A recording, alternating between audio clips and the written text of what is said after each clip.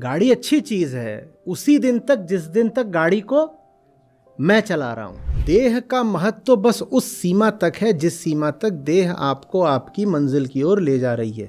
तो 65 के युद्ध में पाकिस्तान के जो विमान थे वो बहुत बेहतर थे भारतीय विमानों से, वो अमेरिकी मदद से मिले हुए थे। उनके जीवन की परिभाषा क्या गलत समझ ली है। मिलिट्री के ट्रकों के भी आप टायर देखिए कैसे रहते हैं, एकदम उनको, क्योंकि उनसे अब जम करके काम करवाना है ना। क्यों मैं बात करूं कि मरने के बाद क्या होता है, मुझे क्या पता मरने के बाद, अभी मैं जिंदा हूं, पहले जिंदगी की बात कर ले। ये जो मौत वाला धर्म होता है ना, इसने हमें ही मुर्दा कर दिया। वहाँ सारे समय बात ही यही चल रही होती है, मौत, डेथ, फिर ये फिर वो फिर मेरा उद्देश्य आत्मा है, ठीक है। आत्मा मेरा लक्ष्य, आत्मा मेरा अभिप्राय, आत्मा मेरा प्रेम। अपने लक्ष्य की प्राप्ति के लिए मुझे जो भी कुछ उपलब्ध है वो साधन है बस। तो शरीर क्या है? साधन है।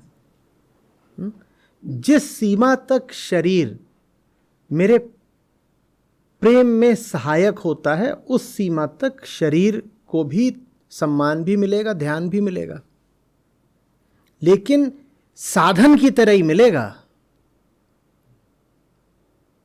साध्य की तरह नहीं मिल जाएगा। और जिस दिन वो साधन की जगह साध्य बनने लग गया और मुझे मेरा कर्तव्य बताने लग गया, उस दिन उसको कहूंगा हट, परे हट। मैं बताऊंगा ना गाड़ी को कहां जाना है। जिस दिन मैं बैठूं गाड़ी में और गाड़ी मुझे बताने लग जाए कहां जाना है, मैं कहूंगा जरा सा 1 मिनट ब्रेक लगाने दो, नीचे उतरूंगा।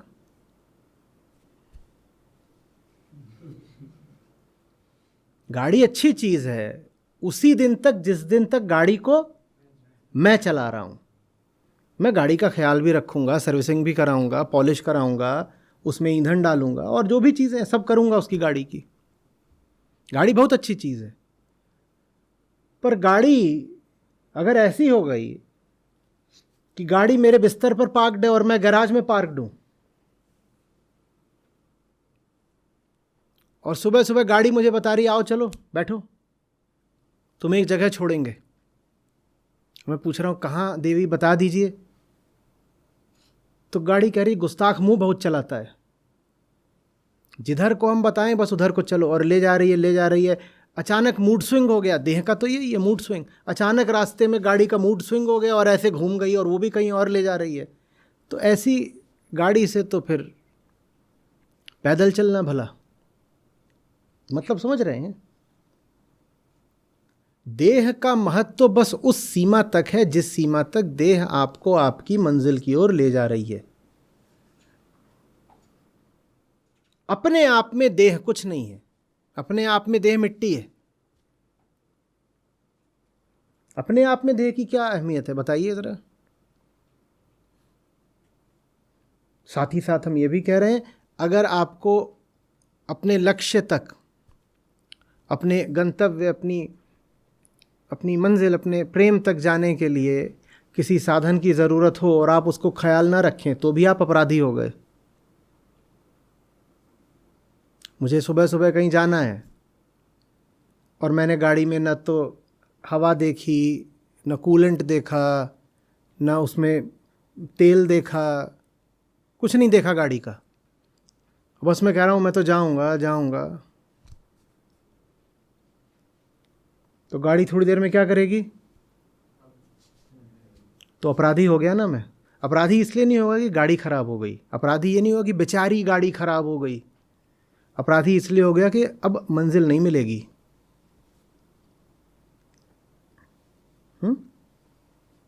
तो ये कोई संतुलन की बात नहीं है कि थोड़ा सा देह को देखो और थोड़ा सा अध्यात्म को देखो। ये कोई बैलेंसिंग एक्ट नहीं है। देह को कितना देखना है ये आपका अध्यात्म तय करेगा। गाड़ी पर कितना ध्यान देना है ये गाड़ी की आवश्यकता से तय होगा ना। एक समय ऐसा भी आ सकता है कि मैं गाड़ी की कुर्बानी देने को तैयार हो जाऊं, क्योंकि गाड़ी की कुर्बानी देके ही मंजिल मिल सकती है। मुझे कुछ पाना है और मेरे पास गाड़ी ही है, जो मुझे पाना है उसके लिए मेरे पास पैसे नहीं, तो मैं क्या करूं? गाड़ी बेच दो। अभी रामधारी सिंह दिनकर कर्ण का और ईसा का और सरमद का और मंसूर का और गांधी का, सुकरात का उदाहरण दे रहे थे। इन्होंने क्या किया? इन्होंने गाड़ी बेच दी। बोले और अब कोई तरीका ही नहीं बचा, यही आखिरी चीज बची है, और इसको बेचे बिना जो चीज चाहिए उसका मोल नहीं दे पाएंगे। उन्हें कोई जिद नहीं थी आत्महत्या की, पर करें तो करें क्या?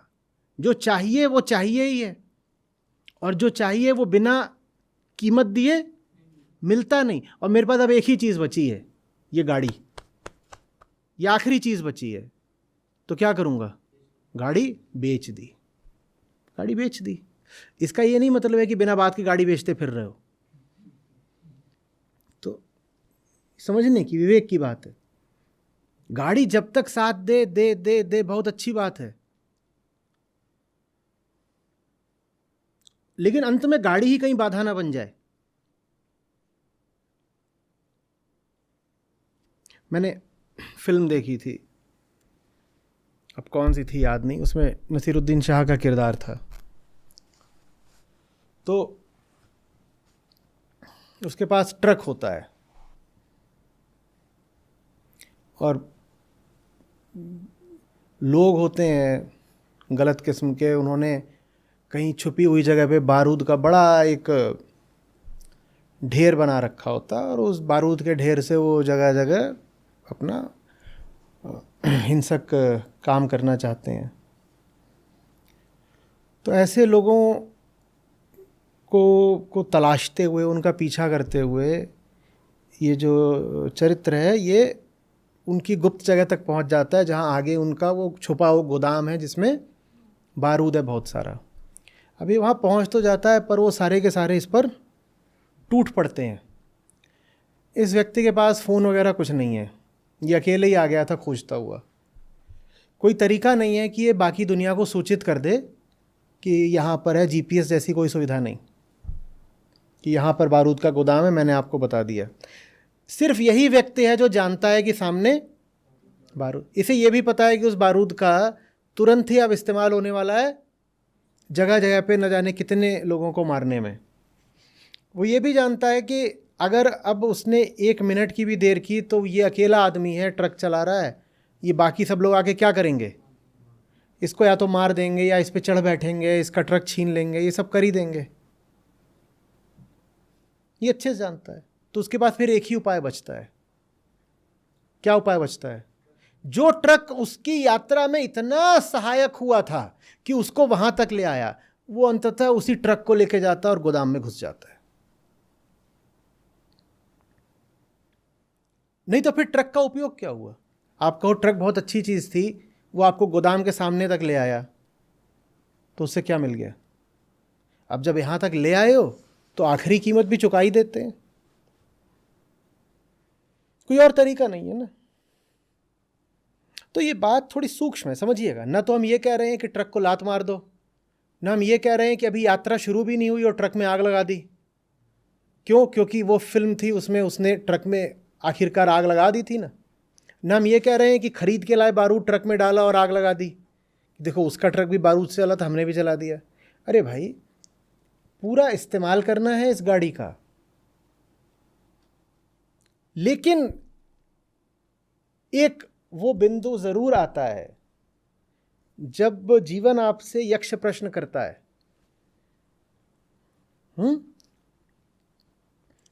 कहता है या तो इसको बचा लो या प्रेम पालो। उस समय पर जानने वालों ने हमसे कहा है गलत फैसला मत कर देना। ये बचाने की चीज नहीं है। वो ट्रक को बचा भी लेता तो क्या हो जाता? ट्रक तो वो सब छीन ही लेते। वो अपनी जान भी बचा लेता तो क्या होता? उसे छोड़ने वाले थे क्या? वो जाके उस बारूद में नहीं घुसता तो भी क्या होता? पकड़ के क्या करते? उसको छोड़ देते, वो मार ही देते। उसने कहा अब तो ट्रक भी उड़ेगा और मैं भी उड़ूंगा, जब मुझको और ट्रक दोनों को उड़ना ही है तो जैसे उड़ना चाहिए वैसे ही उड़ा देते। वो लेके गया, सीधे घुस ही गया अंदर। मेरे ख्याल से 65 के युद्ध से है।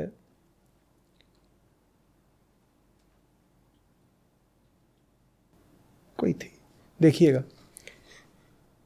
तो 65 के युद्ध में पाकिस्तान के जो विमान थे वो बहुत बेहतर थे भारतीय विमानों से। वो अमेरिकी मदद से मिले हुए थे उनके, तो वो कोई तुलना ही नहीं थी जो भारतीय विमान थे और जो वो थे भारतीय नैट्स थे। ठीक है, वो हल्के छोटे विमान थे, सिंगल सीटर मेरे ख्याल से। उनके शायद स्टार फाइटर्स इस नाम से थे।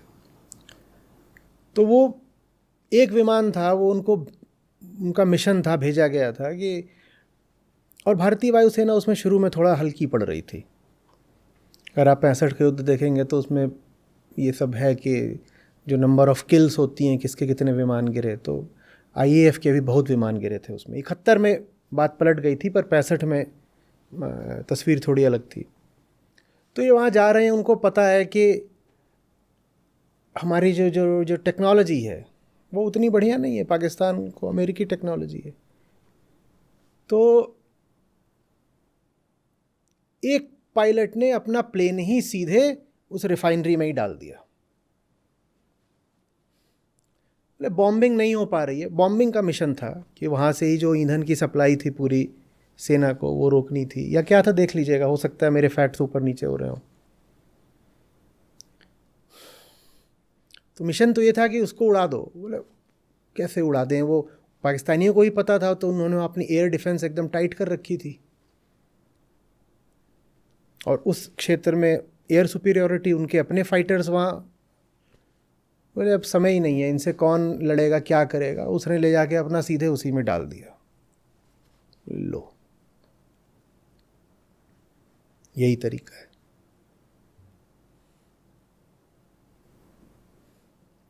कोई नहीं कह रहा है कि यही करना शुरू कर दो, कि हवाई अड्डे से अपना विमान लेके उड़े और कहीं भी ले जा करके वहीं खेत वेत में गिरा दिया, कि अंततः शरीर का मूल्य ही क्या है, ये नहीं कहा जा रहा। पर कहा जा रहा है कि एक ऐसा आखिरी इम्तिहान आता है, आखिरी कहा जा रहा है, ये नहीं कहा रहा कि रोज़ यही करो, कि शरीर को जहाँ मिला वहीं जाके डाल दिया और कहा देखा हमें कौन सा देह भाव है, जाके किसी भी गटर में गिर जाते हैं। तो ये समझ रहे हैं बात को। उससे पहले क्या करा जाता है, उससे पहले तो खूब चमका के रखा जाता है ना गाड़ी को। तो गाड़ी को चमकाइए, चमकाइए, खूब चमकाइए, खूब चमकाइए। काहे के लिए? इस्तेमाल करने के लिए। इस्तेमाल करना है ना सही काम में, इसलिए चमका रहे हैं।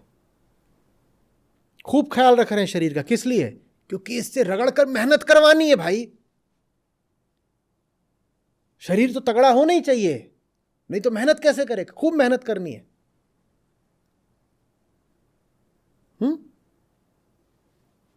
शरीर इसलिए नहीं तगड़ा बना रहे हैं कि आकर्षक हो जाएगा तो लड़के लड़कियां खिंचाएंगे, या आकर्षक हो जाएगा तो कपड़े बढ़िया पहनेंगे, या कोई और बात, या खाना बढ़िया पचेगा, नींद अच्छी आती है जब शरीर बढ़िया रहता है। ये सब कुछ नहीं है।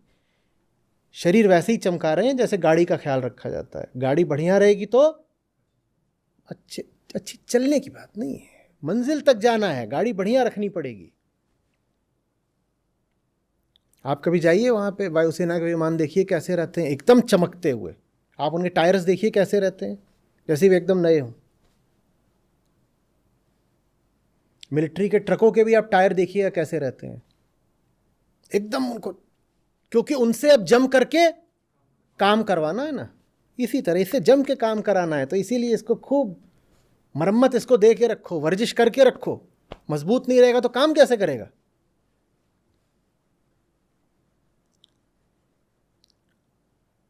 नमस्ते सर जी। जैसे जो अवलोकन की बात आप करते हैं, एंड ये बात तो बहुत क्लियरली समझ में आई है कि झूठ है। मीन लास्ट सत्र में भी आपने बताया था फर्स्ट क्वेश्चन के आंसर में कि बहुत उदाहरण दिए थे कि कैसे इन सबको झूठ जाना जाए, और वो साफ नजर आता है। पर सर बात यहाँ फंसती है मेरे लिए कि हम जीव हैं, तो हमें लगता है कि जो जीवन है उससे ज्यादा महत्वपूर्ण कुछ नहीं है।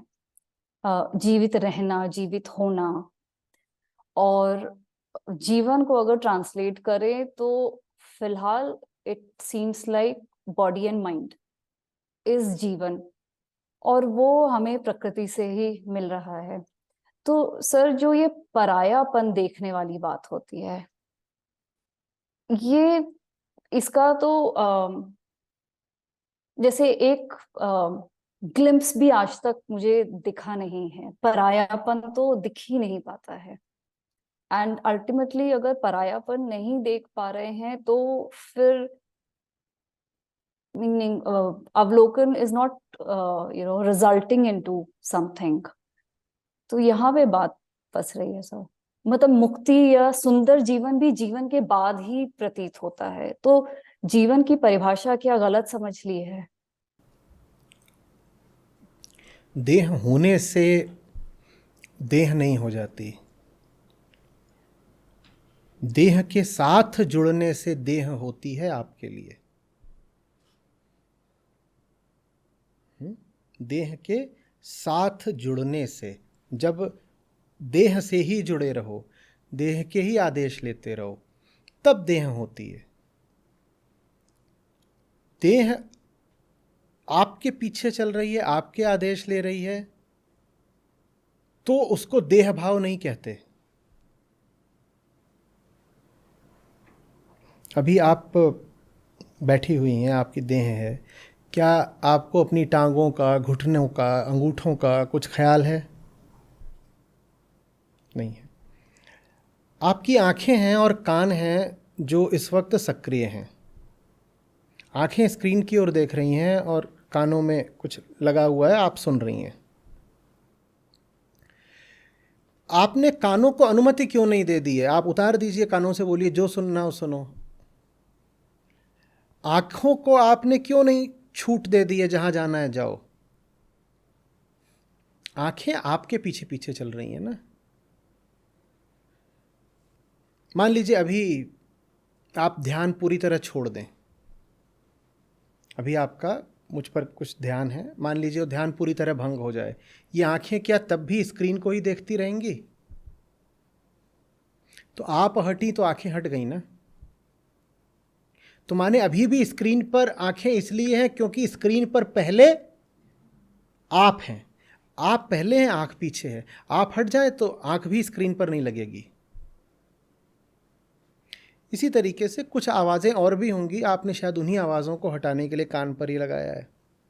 मान लीजिए वो आवाज़ें नहीं भी हों, ये नहीं भी लगाओ, तो भी अभी अगर दूसरी आवाज़ें आ जाएं तो भी आपके कान नहीं सुनना चाहेंगे। लेकिन अगर आप हट जाएं तो कान दूसरी आवाज़ों से भी आकर्षित हो जाएंगे। देह भाव का अर्थ ये नहीं होता है कि देह है। देह भाव का अर्थ होता है देह मालिक है।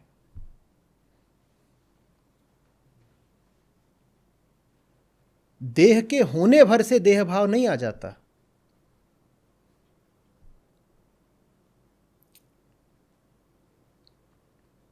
जिस क्षण आप मालिक हो गए उसी क्षण को कहते हैं देह को पराया जान लेना। आप मालिक हो गए से आशय है आपने आत्मा को अपना मालिक बना लिया, देह को घोषित कर दिया तुम पराई, आत्मा मेरी। आपने कह दिया आत्मा मेरी, तुम पराई, तो आत्मा के हिसाब से बेटा अब तुमको चलना पड़ेगा, आपने देह को बोल दिया। यही देह का परायापन है। देह के परायेपन से अगर आपकी उम्मीद है कि एक दिन ऐसा आएगा कि हाथ पता ही नहीं चलेंगे या हाथ उतने ही पराये लगेंगे जितनी ये मेज़, तो ऐसा तो कभी भी नहीं होने वाला। समझ रहे हैं? फिर से समझिए, देह भाव का अर्थ है कि देह मालिक है, वो देह भाव होता है। देह अगर मालिक नहीं है तो देह से मुक्त हैं आप। जीवन मुक्ति का ये अर्थ थोड़ी होता है कि अब जीवन ही नहीं रहा। जीवन मुक्ति का क्या ये अर्थ है अब जीवन ही नहीं रहा, मर गए? जीवन मुक्ति का अर्थ होता है जीवन है पर जीवन हम पर राज नहीं कर रहा, जीवन हमें नचा नहीं रहा।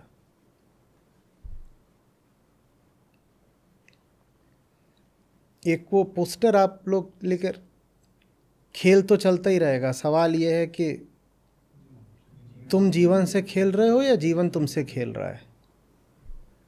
उसको ऐसे ही पढ़ लीजिए कि सवाल ये है कि तुम जीवन के मालिक हो या जीवन तुम्हारा मालिक है।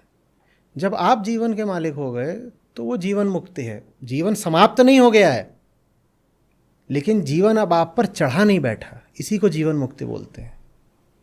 जीवन तो है पर जीवन हम पे चढ़ा नहीं बैठा है। तो आप अगर अभी शरीर को आज्ञा देकर स्क्रीन के सामने ले आ पाई हैं तो यही शरीर से परायापन है।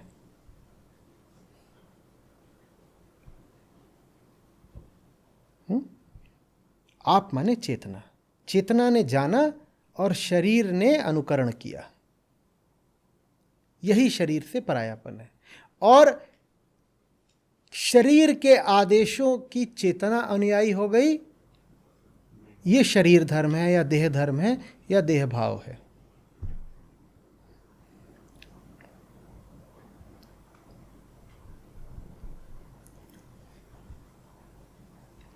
स्पष्ट हो रहा है ये? जी, वो कुछ ऐसा मेटाफिजिकल कॉन्सेप्ट लगाने लग गई थी, मैं ये गलती कर रही थी।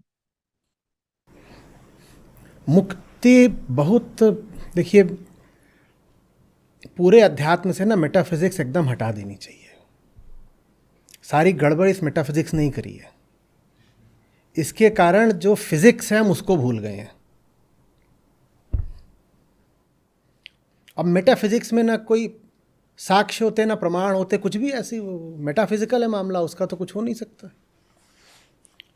एकदम दिमाग से निकाल देनी चाहिए। अपनी अगर हम भलाई चाहते हो तो जो कुछ भी अदृश्य, अज्ञात, पराभौतिक वगैरह वगैरह है वो सब हटा देना चाहिए। जिंदगी सीधी, स्पष्ट, प्रत्यक्ष, भौतिक, टेंजिबल, सिर्फ इसकी बात करनी है। क्योंकि मुझे सबका तो आपका पता नहीं, मेरी ज़िंदगी तो ऐसी ही है, मैं तो इन्हीं में जीता हूँ भाई। और मेरा जो पूरा सरोकार है वो किसी स्वर्ग नरक से नहीं है और न ही किन्हीं इधर उधर घूमती दिव्यात्माओं से है। मेरा सारा सरोकार तो आप लोग जो हाड़ मास के जीव हैं आपसे है। आपकी भलाई के लिए काम कर रहा हूँ। मैं भी हाड़ मास का, आप भी हाड़ मास की, तो यहाँ मेटाफिजिकल कौन है भाई? ये बैठा इधर, ये भी कौन है? फिजिकल। और वो जो उधर स्क्रीन में बैठी हैं वो भी कौन है? फिजिकल। तो ये मेटाफिजिकल कौन घूम रहा है यहाँ पर? और इस मेटाफिजिकल ने धर्म की बड़ी दुर्दशा करी है।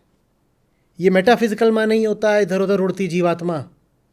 ये मेटाफिजिकल ही होता है कि ये होगा, फिर पुनर्जन्म होगा, फिर वहाँ पे हूरें घूम रही हैं, ये सब यही मेटाफिजिक्स है। और क्या है ये?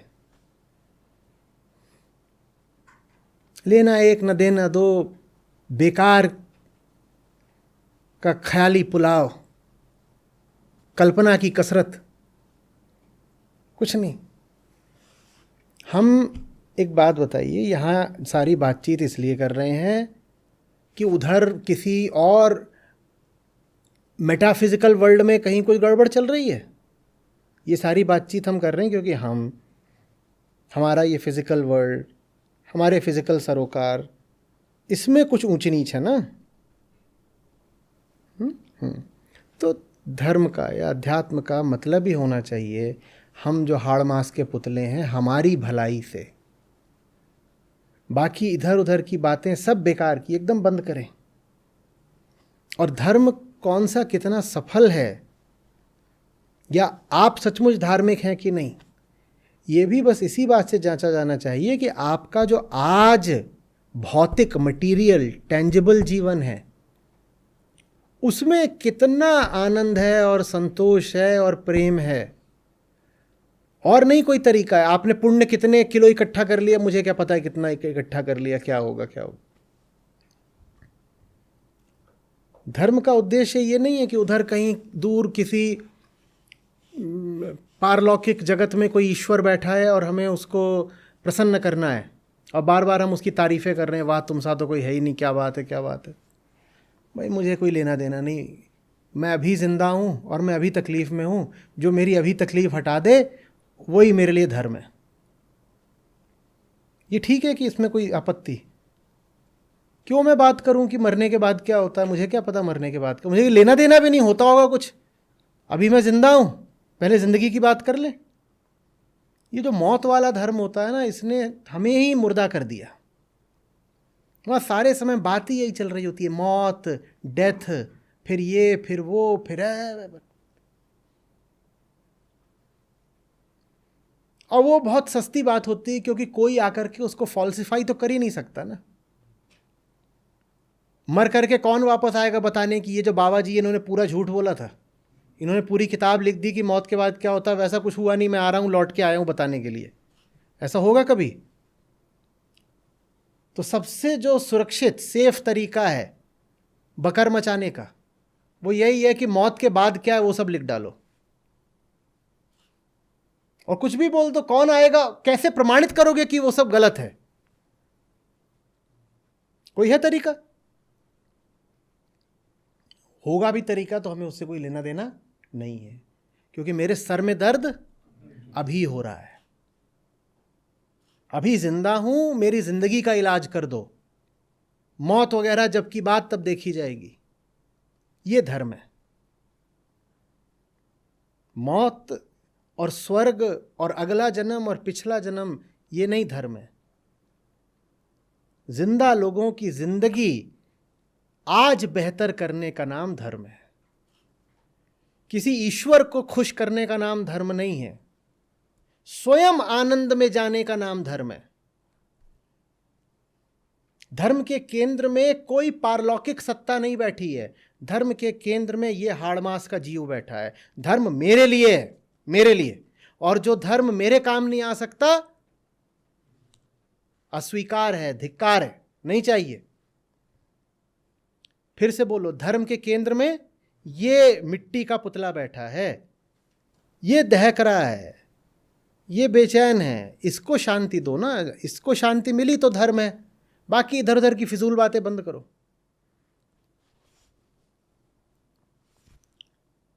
लोग सवाल पूछेंगे, कहेंगे ये तो मटेरियलिज्म हो गया। देखिए साहब, ये मटेरियलिज्म नहीं हुआ। मटेरियलिज्म तब हुआ जब आप कहें कि इसको शांति मिल जाएगी मटेरियल के ही भोग से, वो होता है भोगवाद या पदार्थवाद। मटेरियलिज्म ये नहीं होता कि मैं इस हाड़ मास के पुतले की बेहतरी की बात करूं, वो नहीं हुआ। मैं कह दूं कि इसकी बेहतरी हो जाएगी मटेरियल से, वो हुआ मटेरियलिज्म। तो धर्म कहता है समस्या इसको है, लेकिन इसका समाधान इसमें नहीं है, इसका समाधान समझने में है। इस मिट्टी के पुतले को जो तकलीफें हैं उनका समाधान और मिट्टी चबा लेने में नहीं है। अगर मैं ये कह दूं कि मिट्टी का पुतला है और इसकी तकलीफों का इलाज हो जाएगा और मिट्टी खा खा के, वो हुआ मटेरियलिज्म। धर्म कहता है तकलीफ तो मिट्टी के पुतले को है, लेकिन तकलीफ दूर नहीं होगी मिट्टी से, वो असली धर्म है। किससे दूर होगी? ईश्वर से दूर होगी? ना ना ना ना ना ना, मिट्टी को ही समझने से। यही मिट्टी है, यही अवसर है, इसके अलावा और कुछ नहीं है, बाकी सब बेकार की कल्पनाएं।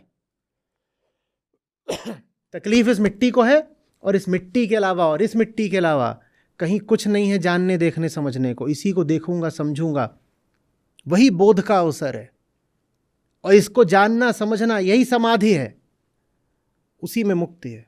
ये धर्म होता है, बाकी सब कुछ नहीं। Thank you.